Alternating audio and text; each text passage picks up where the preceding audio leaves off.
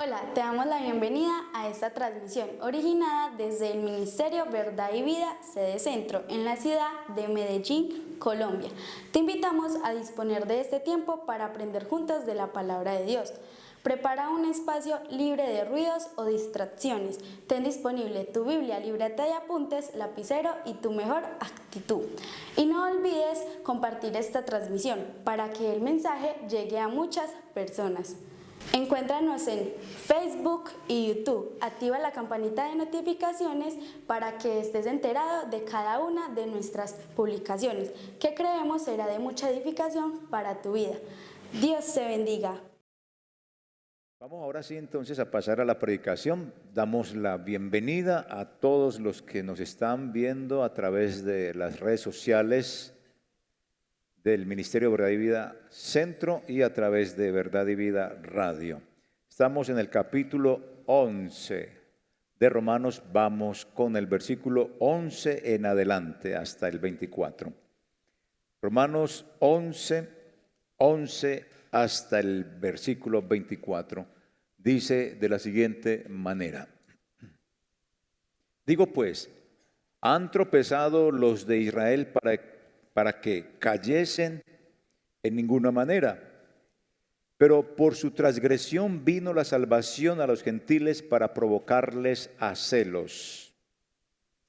Y si su transgresión es la riqueza del mundo y su defección la riqueza de los gentiles, ¿cuánto más su plena restauración? Porque a vosotros hablo, gentiles, por cuanto yo soy apóstol a los gentiles, honro mi ministerio. Por si en alguna manera pueda provocar a celos a los de mi sangre y hacer salvos a alguno de ellos. Porque si su exclusión es la reconciliación del mundo, ¿qué será su admisión sino vida de entre los muertos? Si las primicias son santas, también lo es la masa restante, y si la raíz es santa, también lo son las ramas.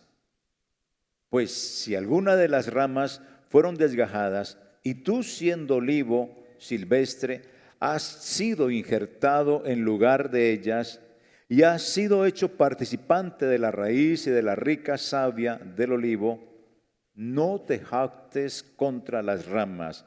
Y si te jactas, sabe que no sustentas tú a la raíz, sino la raíz a ti. Pues las ramas dirán, fueron desgajadas para que yo fuese injertado. Bien, por su incredulidad fueron desgajadas, pero por tu fe estás en pie. No te ensoberbezcas, sino teme. Porque si Dios no perdonó a las ramas naturales, a ti tampoco te perdonará. Pues mira la bondad y la severidad de Dios. La severidad ciertamente para con los que cayeron, pero la bondad para contigo si permaneces en esa bondad, pues de otra manera tú también serás cortado. Y aún ellos, si no permanecieren en incredulidad, serán injertados, pues poderoso es Dios para volverlos a injertar. Porque si tú fuiste cortado del que por naturaleza es olivo silvestre, y contra naturaleza fuiste injertado en el buen olivo, ¿cuántos más estos que son las ramas naturales serán injertados en su propio olivo? Ahí queda la inquietud planteada. Vamos a hablar un poquito en esta oportunidad de la otra, la aparecida. Vamos a hablar de esa vieja un poquito, ¿sí? Aquí en Romanos continuamos la idea de Pablo, y es que él sigue diciendo que la palabra de Dios no ha fallado de ninguna manera. Fueron los judíos por su incredulidad. Así que vamos a mirar la siguiente ilustración, y es lo que quiero decirles. De pronto, ¿alguna vez caminando por la calle de la mano de su pareja, usted se ha fijado en otra o en otro. Si ha hecho eso, malo, terrible. Israel, mientras caminaba con Dios, no hacía sino mirar a otros dioses. La miradita se la pilló Dios y Dios se enojó. A Dios no le gustó que su amada estuviese mirando otros dioses. Es que Él era su único Dios. Acá en Romanos se expresa esa idea. Dios despertó los celos en Israel cuando Él miró a la otra. Y es que Dios ya lo había dicho, que eso iba a pasar. La otra somos nosotros, la iglesia. A Jesús le tocó, como les he venido diciendo, bailar con la más fea, la manchada, la arrugada, pero el Espíritu nos está preparando para ese matrimonio, para esas bodas del Cordero de Dios con nosotros. Dejo claro en este pasaje y en esta ilustración que acabo de decir que Dios no fue infiel.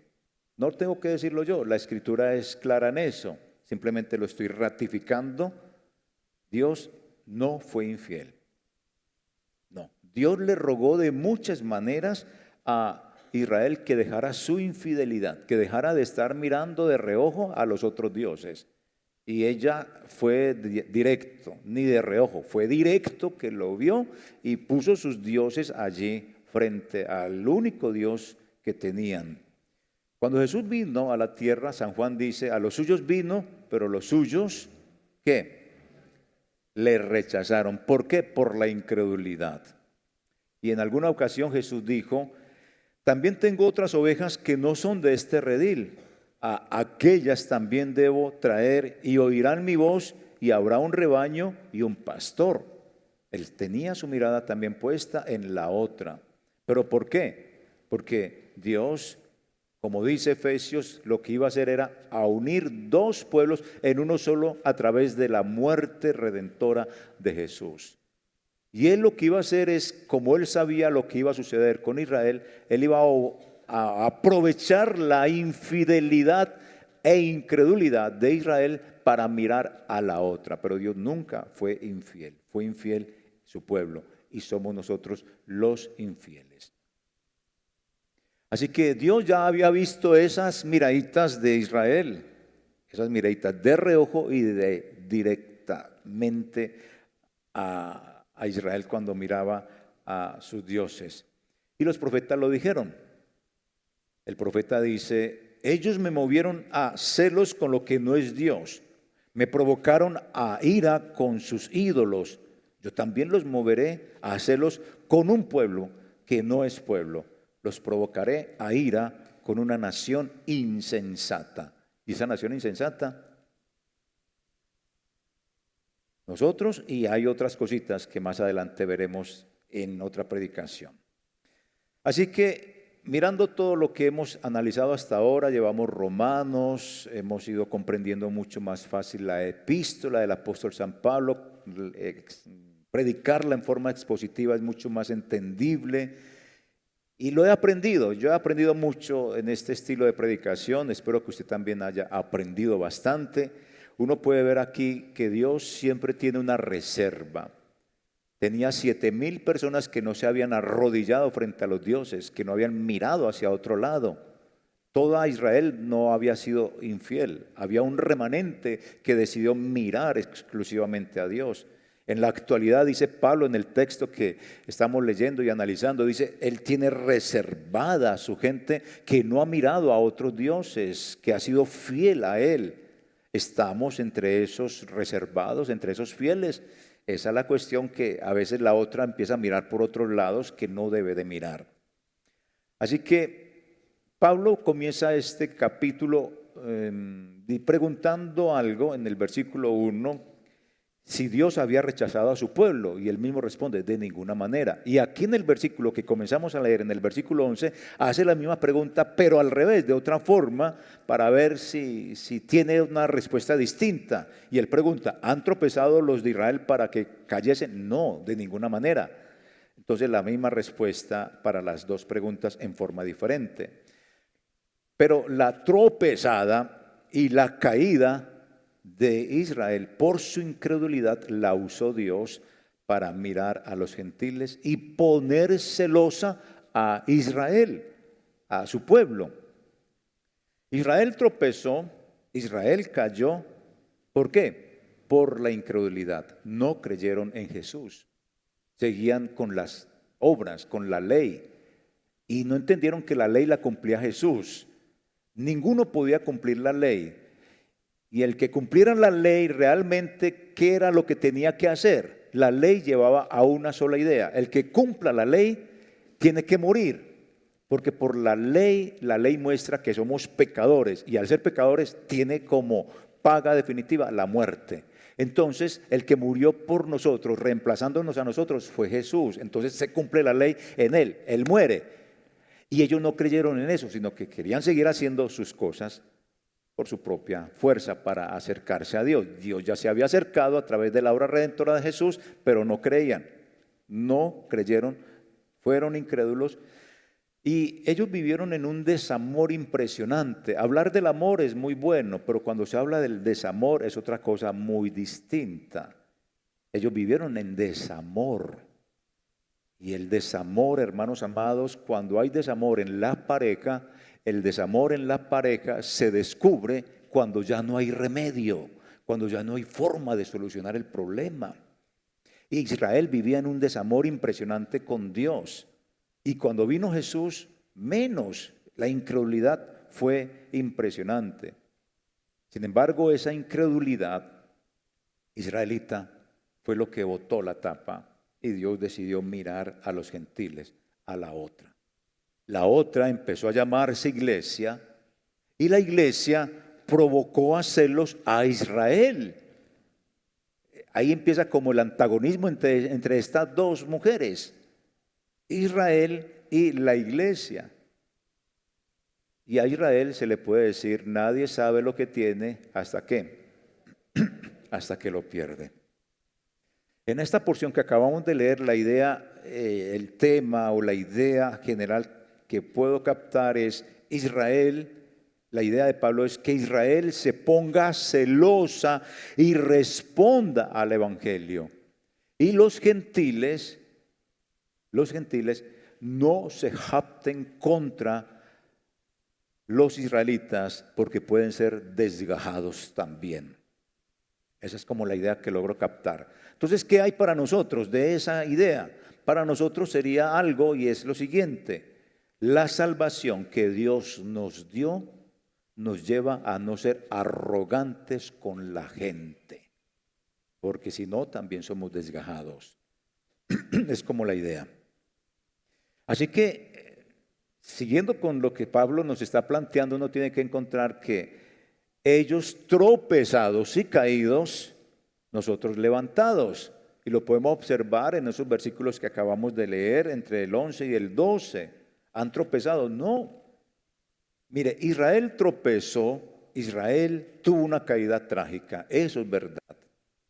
Pero no fue excluido Israel, ni perdió la esperanza de ser levantado otra vez. Su tropiezo y su caída, lo que pasó con eso fue que sirvió para enriquecer a la otra. Le trajo una riqueza impresionante a la otra. Ahora, cuando se habla de riqueza en este pasaje, ¿a qué se refiere? En nuestra mente divaga entonces las cosas materiales, divaga lo contable, la riqueza. No, la riqueza no es eso en este pasaje. La riqueza o las riquezas es salvación. Eso es, la incredulidad de Israel hizo que la otra fuera enriquecida. ¿Con qué? Con la salvación. Y eso es lo que estamos gozando hoy nosotros. Si tenemos a Jesús, como les he dicho, así no tengamos nada en la vida, lo tenemos todo. Y así lo tengamos todo en la vida, si no tenemos a Jesús, no tenemos nada. Jesús es lo principal en nuestra vida. Como les dije ahorita, el desamor en las parejas se descubre cuando casi ya nada se puede hacer. Es como cuando se descubre una enfermedad terminal y está avanzada. Ya no hay nada que hacer. Así vivía Israel. Israel vivía desenamorada de Dios. En la iglesia hay cristianos desenamorados de Jesús. Creen que por venir a la iglesia son cristianos, pero están engañados.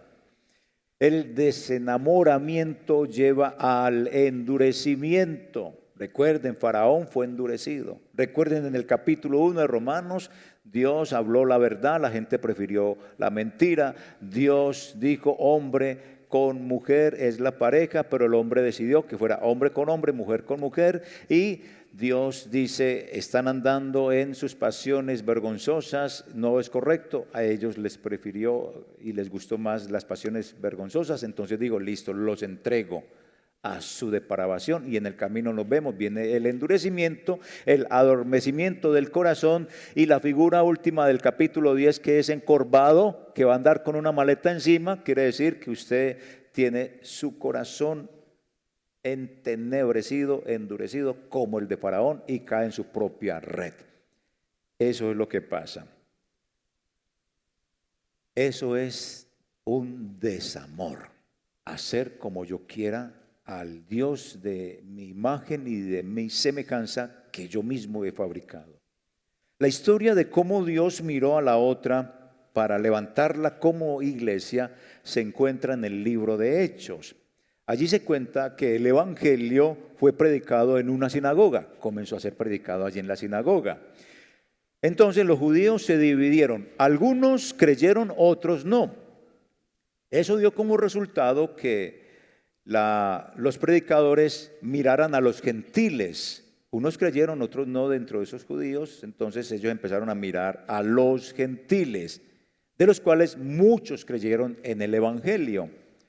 Y de esta manera la iglesia terminó siendo multiétnica, es decir, judíos y gentiles, dos pueblos, terminó siendo eso, multiétnica.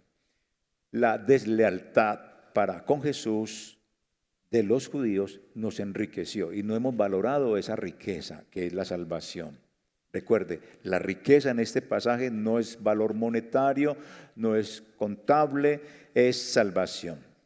Así que si con el tropiezo de ellos y con su caída nosotros fuimos levantados, Pablo se pregunta, ¿cómo irá a ser el levantamiento de los israelitas? Va a ser una cosa maravillosa, porque ellos tropezaron y cayeron. Pero como dice el dicho, que caer para levantarse es que no caer. Pero nosotros fuimos levantados y ellos también van a ser levantados. O por lo menos hay un remanente que cree en el Señor Jesús, que está levantado, y los israelitas que no han creído, juntamente con todos los gentiles que no han creído, serán levantados en el momento en que crean en el Señor Jesús. Aquí no hay ningún trato especial para los israelitas, por lo menos es lo que logro entender de Pablo, más especial que nosotros, que tienen sangre de otro color, que tienen una gotica más de sangre. No. Ni ese cuento, por favor, vamos desbaratándolo. Siendo la otra, provocamos celos en la otra, y es lo que nos está planteando Pablo en los versículos 13 al 14. Porque a vosotros hablo gentiles, es decir, ya nos está hablando a nosotros somos la otra.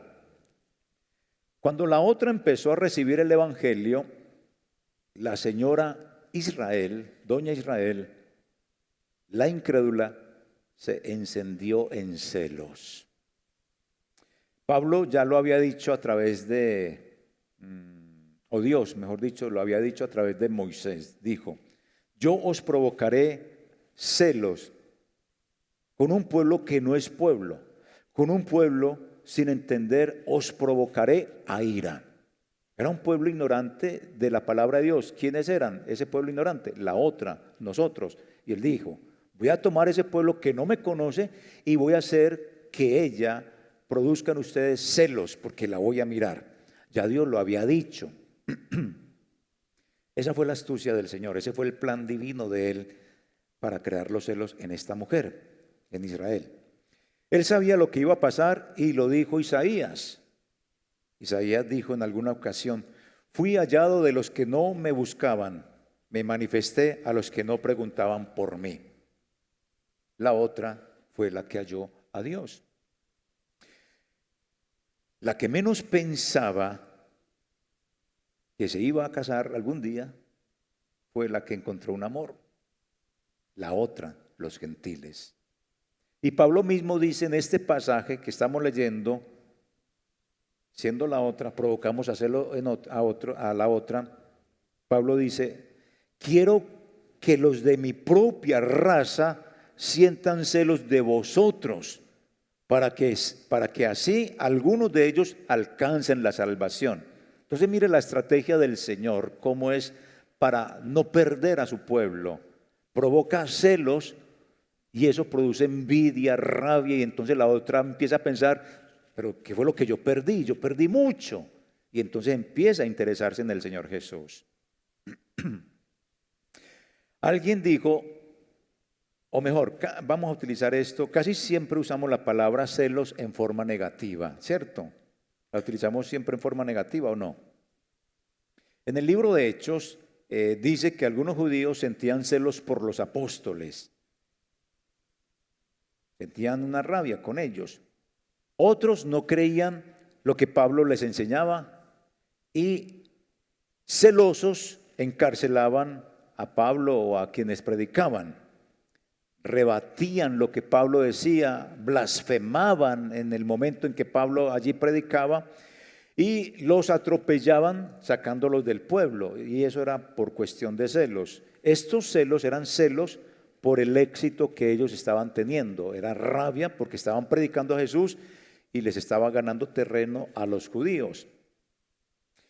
Hay que ver que el celo de los israelitas fue un celo mal encausado, precisamente a causa del pecado de su incredulidad. Y se manifestó castigando y matando a la gente. Y Pablo mismo lo dice, y él se arrepiente de eso, lo repite en muchas ocasiones: yo consentía en la muerte de Esteban. Él tenía unos celos impresionantes y mataba a la gente, pero él luego de eso, del encuentro con el Señor, se arrepiente. Esos son los celos que están allí escritos o descritos en el libro de Hechos.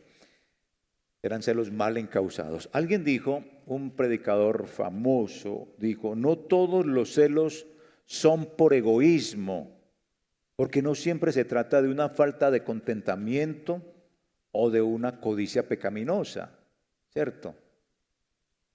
Ahora, yo creo que no todos los celos son malos o todos los celos son egoístas, es pues mi opinión personal.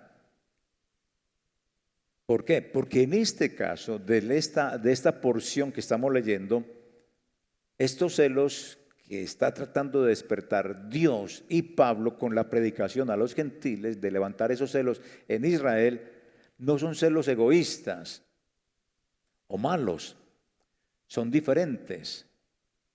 El diccionario define celos como la sospecha de que la persona amada deposita su cariño en otra, así lo define. Si su pareja mira a otra persona, las antenitas de vinil se ubican inmediatamente, ¿cierto? Empieza usted a tener cuidado con lo que está pasando. Dios hizo eso. Dios ya había visto a Israel infiel mirando a otros dioses. Sabía que estaba sucediendo algo y él decide mirar a la otra. La otra somos nosotros.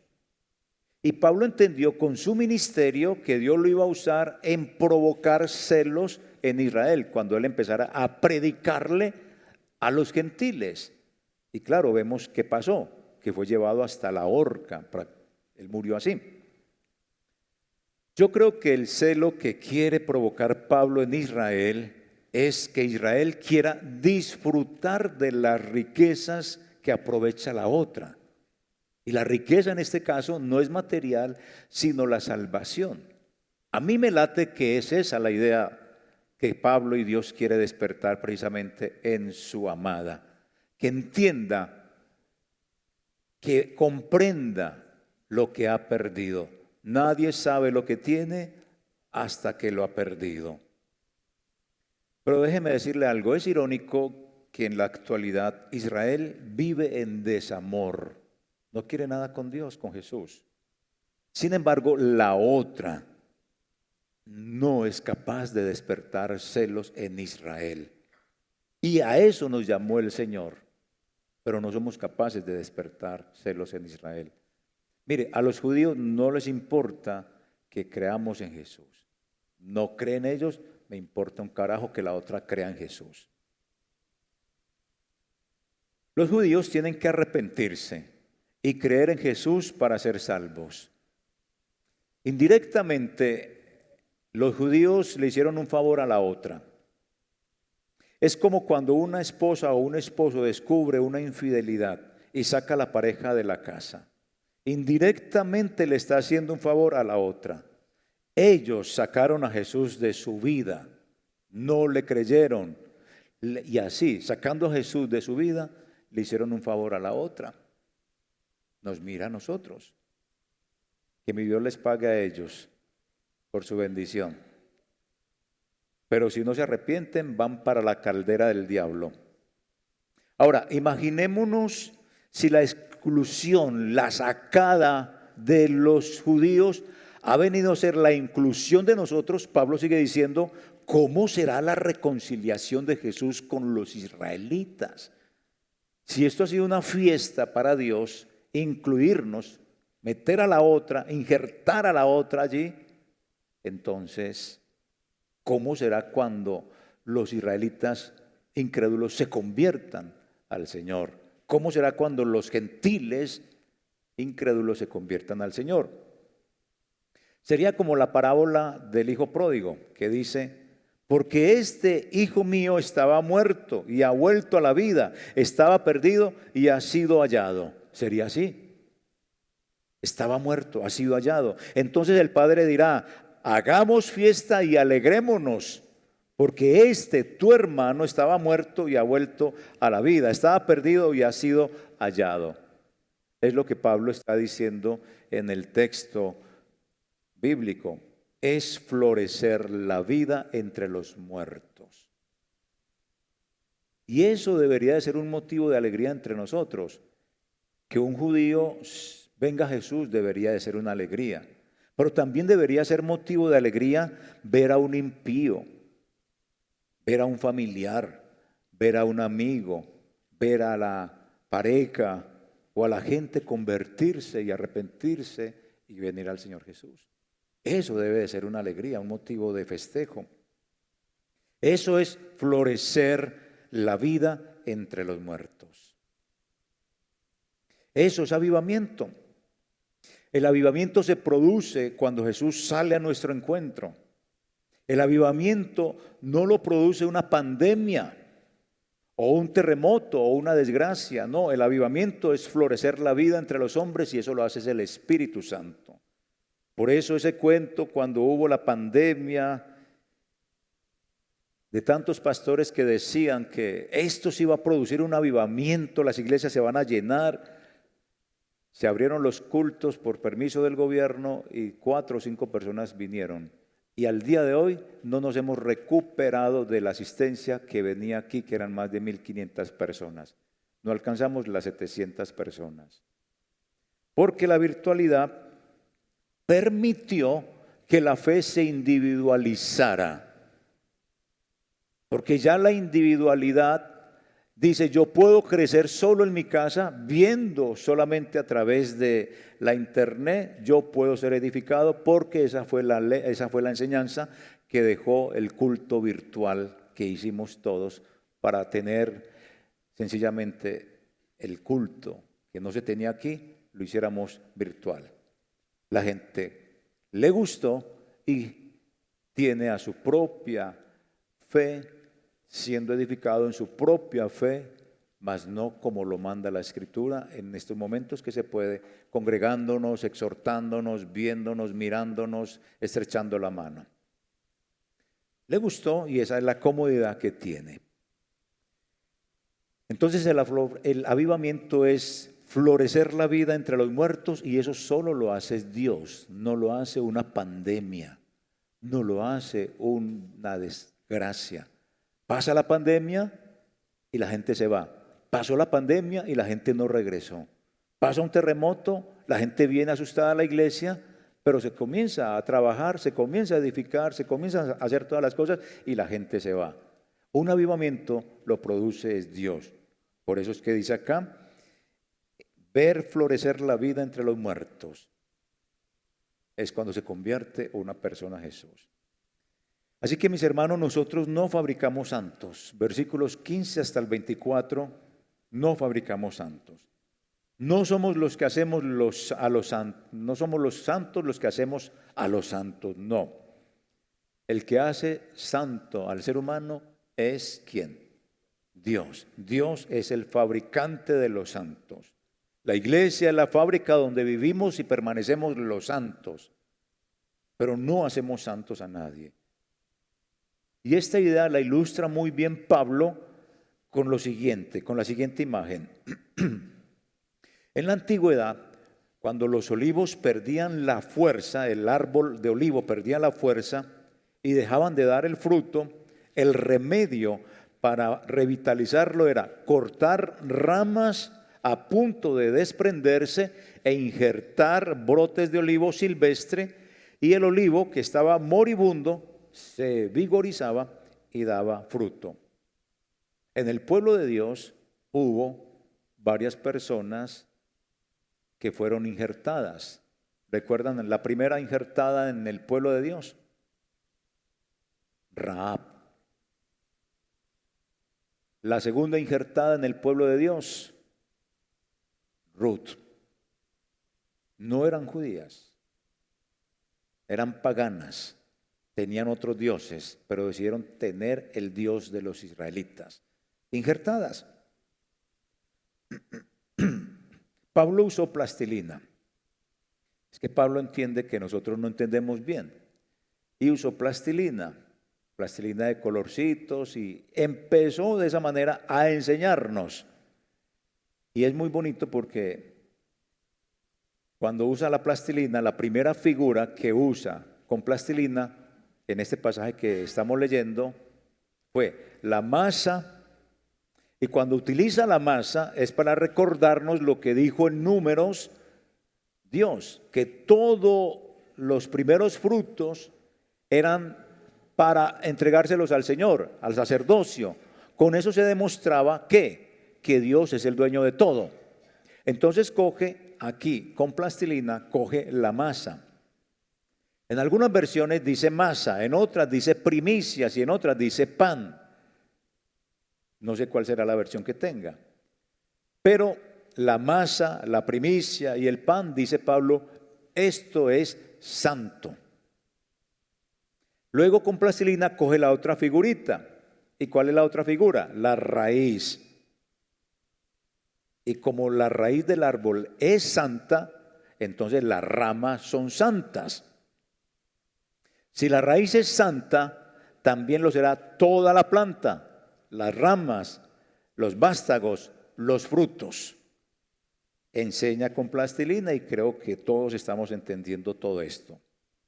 Porque con esta metáfora dice que las primicias, la masa o el pan y la raíz son santas. Y esto de la masa, del pan, de las primicias, de la raíz, corresponde a los patriarcas como son Abraham, Isaac, Jacob, y a los primeros convertidos al cristianismo que están ahí vivos, como son los apóstoles, Pablo, Pedro, Juan y todos los autores del Nuevo Testamento que fueron judíos, ninguno fue distinto. Esas son las primicias desde Abraham hasta ese momento en que él está ahí con todos los judíos que están convertidos en la iglesia de Roma. Son las primicias, son santos. Y esa primicia santa, el resto de la masa es santa. Así que si la conversión de estas primicias fue buena para los gentiles, ¿cómo será de maravilloso cuando Israel se convierta? Es algo que insiste Pablo en este pasaje. Así que la fe que tienen estos primeros judíos en el Evangelio es prueba de que habrá muchos judíos convertidos. Bueno, mis hermanos, algo parecido sucede con nosotros, o debe de suceder con nosotros en nuestra casa cuando ven a un verdadero cristiano, cuando ven a la verdadera otra. ¿Somos así? ¿Luz en la casa y oscuridad en la calle, o oscuridad en la casa y luz en la calle? ¿Tienen que decir en la casa nuestra que si somos verdaderos hijos de Dios, o tendrán que decir qué vergüenza el pastor Javier? Aquí está la cuñada mía que lo diga. Qué vergüenza que digan de nosotros que no somos buenos cristianos. ¿Dicen de usted, Ramirita, que es buena cristiana o no? Isabel, ¿sí? ¿Dicen de la alabanza que son buenos cristianos? Muy bien. ¿Dicen del pastor que es buen cristiano? ¿Dicen del hermano que es buen cristiano? Ahí es donde estamos nosotros, ¿cierto? ¿Estamos dando un buen testimonio? La fe que tienen estos primeros judíos en el Evangelio es prueba de que habrá mucho judío convertido. Entonces, hermanos amados, si usted y yo que pertenecemos, o pertenecíamos más bien, a otra planta, una planta silvestre, esa planta silvestre estaba para condenación. Nosotros fuimos injertados, mientras los otros fueron arrancados. Los judíos fueron arrancados, como usted puede observar. Israel desgajada, la otra injertada.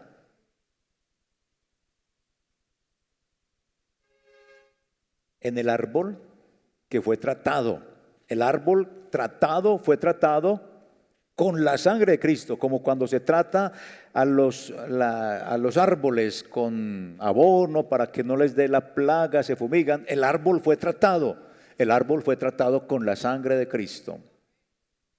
Así que, hermanos amados, la salvación que nos dio Dios nos lleva a no ser arrogantes con la gente. El único que fabrica santos es Dios, no nosotros. Por eso, mi hermano, como la otra injertada, no empieza a decir, mírennos a nosotros, como con jactancia y con arrogancia. Ojo con eso, porque ahí está el meollo del asunto que Pablo nos está diciendo a nosotros, la otra. No sea arrogante, porque puede ser desgajada como fue desgajada Israel por incredulidad. Si siguiéramos en nuestro estado natural, haciendo parte del árbol natural y silvestre, estaríamos camino al fuego. Pero si Dios nos arrancó del árbol natural para formar parte como injerto del árbol tratado con la sangre de Cristo, lo que tenemos que hacer, hermanos, como cristianos, vivir agradecidos con Dios. Este es el árbol tratado para formar nosotros parte de ese árbol. Así que este árbol tratado con la sangre y con la justicia de Dios, de Jesús, nos lleva a que seamos humildes porque estamos injertados. Abandonemos la arrogancia. Pablo muestra en este pasaje dos cosas de Dios, que Él es bondadoso y es severo. Y por eso Pablo sigue aquí con plastilina para mostrar que el árbol de olivo simbolizaba a los judíos fieles del Antiguo Testamento, desde Abraham, hasta esos primeros cristianos que se estaban convirtiendo al Evangelio. Esas son las primicias, la masa, el pan. La rama de olivo silvestre es la otra, es el árbol que crece en otros lados, que está creciendo de cualquier manera, que no es podada, que no es bonita. Esa es la rama que Pablo dice acá con plastilina, son los gentiles, y que yo llamo, ¿cómo es que llamo yo a los gentiles? La otra, somos nosotros. Y al meterla allí en ese olivo, se va a hacer santa porque empieza a alimentarse de esa savia, de esa raíz que está profunda de ese olivo. Así que mucho cuidado lo que Pablo nos dice, que la santa rama, que somos nosotros injertados o la otra, se crea mejor que las hojas deshojadas o desgajadas, o que se crea mejor que los israelitas. ¿Por qué? Porque él dice, la raíz sustenta a las ramas, no al revés. No somos fabricantes de santos nosotros, es Dios el único fabricante. Así que la salvación que nos dio Dios nos lleva a no ser arrogantes con la gente. Si la otra se comporta infiel, que somos nosotros, se comporta o nos comportamos infieles e incrédulos, será cortada como pasó con Israel. A la otra se nos recomienda ser temerosos de Dios para no caer en lo mismo de los israelitas que vivieron dentro del reino de Dios creyendo que podían vivir de cualquier manera mirando a la otra.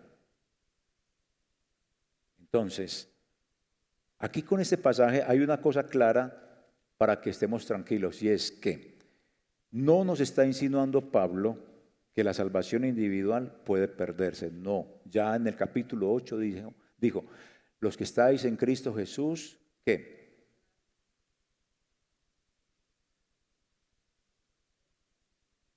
Nueva criatura somos en Cristo Jesús. Las cosas viejas pasaron. Exacto. Pero en el capítulo 8 Romanos dice, no hay ninguna condenación para los que están en Cristo Jesús. Entonces, ¿a qué se refiere que vamos a ser desviajados o algo así? No es a la salvación individual, porque este ejemplo de desgajados, árbol de olivo, lo que está contando el autor es la historia de cómo él formó su pueblo, cómo lo estaba formando, y lo usa con estas ilustraciones precisamente.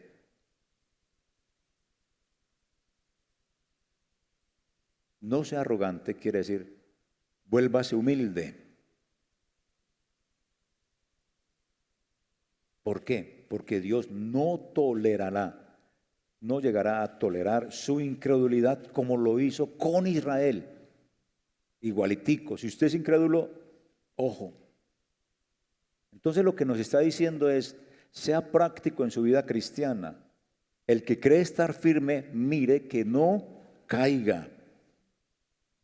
Y la recomendación es no despreciar a las personas no convertidas a Jesús. ¿Por qué? Porque es que nosotros no fabricamos santos, los fabrica el Señor. La iglesia no es santa por nosotros, es santa por Cristo. Somos santos porque pertenecemos a Cristo y vivimos en la fábrica de los santos, que es su iglesia. La salvación que nos dio Dios nos lleva a no ser arrogantes con la gente. Así que, mis hermanos, la palabra de Dios no ha fallado, es lo que nos está diciendo Pablo. A pesar de la incredulidad de Israel y a pesar de nuestra incredulidad, Él tampoco nos ha fallado, a pesar de cómo somos. Por eso sí, aquí tenemos que tener en cuenta algo. Pablo sí nos está advirtiendo que somos injertados, la otra es injertada, y que no nos consideremos mejor que los desgajados. La clave para no ser desgajados es mantener activa la fe, la clave. Fe en el Señor Jesús. Sencillo, eso no se va a perder. La rama injertada o la otra, que somos nosotros, empezó a sentirse mejor que la rama desgajada. Y si lo traemos al ámbito de la vida práctica, la otra comienza a sentirse mejor cuando ve que su compañero ya no mira a la que era primera su compañera, ¿o no? En la pareja. Aquí sucede algo parecido con la iglesia, que empezó a sentirse mejor, a criticar, a rechazar a la desgajada. Entonces, eso lo podemos ver en nosotros, en nuestro cristianismo. ¿Cómo lo podemos ver? Cuando nos consideramos mejores cristianos que los demás. Yo soy mejor cristiano que el pastor. Yo soy mejor líder, más espiritual que esa hermana. Nadie es mejor que nadie en el mundo espiritual. Usted y yo fuimos lavados con las mismas gotas de sangre de Cristo, ni más ni menos. Usted no fue mejor que yo, ni yo fui mejor que ustedes. Cristo nos lavó con la misma sangre. No usó con uno una clase de sangre azul y con la otra sangre verde. No, nada de ese cuento. Fue la misma sangre color rojo. Nos amó. Feos, bonitos, inteligentes, no inteligentes. Nos amó a todos. Tener esta actitud de yo soy mejor que el otro es tener un cristianismo espiritualoide. ¿Recuerdan qué es espiritualoide? Espiritualoide, como les dije, es una palabra que por ahí me inventé también, aunque la tomé de unos predicadores, de un predicador que me fascina a mí, que le tenía una significación distinta. Y es espiritualoide, no aparece en el diccionario, es un cristiano que va a morir creyéndose cristiano. ¿Será que le decimos la verdad o lo dejamos que muera así inocente? Ese es el cristiano, que se cree cristiano pero no es, se cree mejor que todos, se cree mejor que el Papa, es más papista que el Papa, pero vaya a ver su propia vida cómo es. Hermanos, en esto quiero decir algo. Mi deseo, hermanos, no es yo ser mejor que nadie. Ustedes mismos lo han comprobado. Lo que yo sé, lo poco que sé, se los enseño a ustedes. A mí me da mucho dolor, pero no dolor, no frustración, sino dolor. Y eso sí quiero ser claro. Cuando enseño algo y con las ideas preconcebidas que tiene la iglesia, salen diciendo, pero ¿cómo así que el pastor está enseñando eso? Pero mire que ya no hay guerra espiritual. ¿Cómo así? Estoy enseñando, hay lucha espiritual. Estoy enseñando cómo utilizar los elementos de la guerra espiritual que no se consiguen allí en el centro comercial de San Diego, que son oración, Biblia, unas armas que muestra que no son elementos físicos, sino que son de la vida espiritual. A uno le da tristeza enseñar, no tristeza, sino como decir, descanso en el Señor, pero le enseño y espero que sea el Señor el que haga la obra, porque yo no puedo meterme en el corazón de ustedes, pero sí quiero que ustedes aprendan. Y reitero el dicho de Hernán que me causó mucha risa y lo vuelvo a decir. Hace 8 días dijo, el día festivo van a seguir enseñando guerra espiritual. Llevamos como 5 años hablando de lo mismo. ¿Sí? Lo cierto del caso es que llevaremos todo el tiempo enseñando de lo mismo, sea guerra espiritual, sea de los dones espirituales, de hablar en lenguas, porque hasta que uno empiece a ver que eso resulta en la gente, uno dice, lo poco que sé está quedando en la iglesia y eso es lo importante, porque eso va a edificar a la iglesia. Y entonces no se crea mejor porque sabe más que el pastor, o el pastor no se crea mejor porque sabe más que la iglesia. Algo que tiene que hacer el pastor es saber más que la iglesia, pero enseñarlo. Instruir al pueblo para que corrija ciertos errores que han sido desde historia tras historia enseñados, para que dejen de vivir con una maleta, como dice Pablo ahí en el capítulo 11, así cargando un montón de cosas toda la vida, cuando se puede vivir tranquilamente sin tener tantas ataduras de enseñanzas. Jesús fue muy claro en algo, y es que Él llamó a sus discípulos, contrario a lo que hacían en la cultura de ellos. Él llamó a sus discípulos y les dijo, vénganse a vivir conmigo 24 horas. Se los llevó a vivir con ellos para enseñarles la palabra del Señor. Entonces lea la palabra del Señor, léala con inteligencia y lo que aprenda, enséñalo a los demás. No se quede con ese conocimiento. No sea como ese chinche, el animalito ese chinche, no sé cómo se llama, que se engorda del conocimiento y se revienta, está lleno de sangre. La garrapata. El espiritualoide es un cristiano que va a morir creyéndose cristiano. Vive como cristiano, pero no lo es. Imita al cristianismo como los comediantes que imitan las voces de todos los personajes. cristiano espiritualoide que se cree mejor que los demás es el que no lleva el ADN del cristiano, sino ADN de cristino. La otra, creyéndose mejor que los demás, tropieza y cae frente a católicos, frente a gente de sectas evangélicas, frente a homosexuales, frente a los mundanos, frente a la sociedad, frente a la familia, y será el ridículo. No sea arrogante, hermano amado, aprenda con su misión. Todos los días tenemos que aprender. Yo sigo aprendiendo todos los días. Y de la palabra de Dios, todos los días. No les he dicho yo que de Romanos, teniendo 35 años en el cristianismo, solo ahora vengo a aprender cosas que no había entendido de Romanos.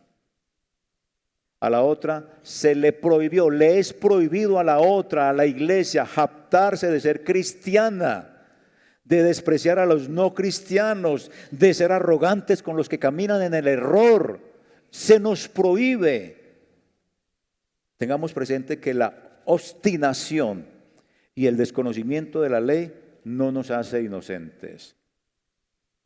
Rechazo, desprecio o ignorar es desamor. Y hay cristianos desenamorados en el cristianismo. Y el desamor, como le dije, se descubre demasiado tarde en la pareja, cuando ya no hay nada que hacer. Se perdió el detalle, la palabra, la indiferencia, toda una serie de cosas, se volvió una cosa común y normal. Es como cuando le descubren a uno una enfermedad terminal y ya no hay nada que hacer. Y hasta ese momento andaba bien, pero después de que le dicen a uno eso, lo mata esa noticia. A los 2 meses se muere uno.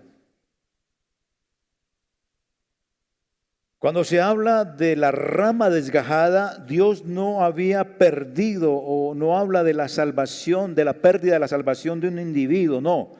Sino que habla, como les dije ahorita, de los medios, cómo llevó a cabo la salvación para la humanidad. Lo que hace Pablo aquí es lo que les estoy diciendo, usar plastilina para que entendamos. Usó la figura del árbol tratado con la sangre de Cristo y a unas ramas santas injertadas que somos nosotros y nos dice, no sea engreído.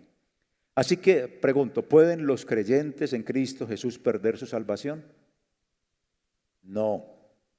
Pablo trata esta cuestión aquí con 2 palabras que le dije ahorita, bondad y severidad. La bondad quiere decir que Dios cumplirá su promesa de traer toda plenitud a todos los elegidos de todas las naciones a su reino. Todo el que crea en Jesús es un elegido de Dios. Y Pablo se preocupó por predicar a los gentiles y a los judíos. Entonces, ¿qué pasa con nosotros que no nos preocupamos con los inconversos, con la familia no convertida, con los que están a nuestro lado que nos han convertido? ¿Qué pasa ante esta indolencia? Lo que uno tiene que hacer es hablar de la severidad de Dios y de su bondad, porque todavía está la promoción de la salvación hasta agotar esa existencia.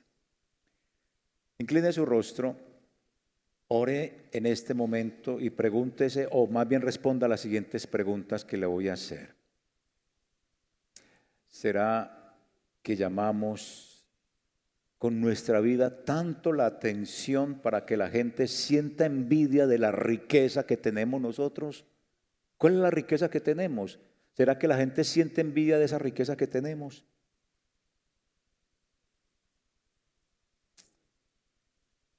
Si tiene envidia es porque estamos haciendo mella en el público, en los demás. De las 2 palabras que le dije, bondad y severidad, ¿cuál le llama más la atención a usted? ¿Bondad o severidad? Dígala. ¿Bondad o severidad? Entonces está en un grave problema si solo se acuerda de bondad. Tiene que acordarse de las 2, bondad y severidad, porque eso hace parte del plan de la salvación de Dios. Siga ahí, hermano, con su cabeza inclinada. Pregúntese, ¿se siente superior a los que no son cristianos? ¿Se siente superior a los que no son cristianos? Y finalmente pregúntese, mi hermano, ¿usted puede ser cristiano verdadero y a la vez ser soberbio, jactancioso, despreciar a los demás? ¿Se puede ser cristiano de esa manera? Señor, perdónanos y ayúdanos. en este caminar de la vida cristiana, porque si somos la otra, tenemos que ser fiel, estar a la altura de ese amor de nuestro Padre Celestial para con nosotros. En el nombre de Cristo Jesús. Amén.